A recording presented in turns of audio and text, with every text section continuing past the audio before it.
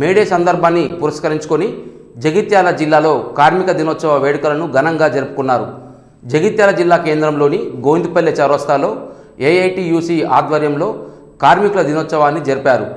జగిత్యాల పట్టణంలోని బీట్ బజార్లో మేడే సందర్భంగా ఏఐటియుసి జిల్లా కార్యదర్శి ఎండి ముక్రం జెండాని ఆవిష్కరించారు.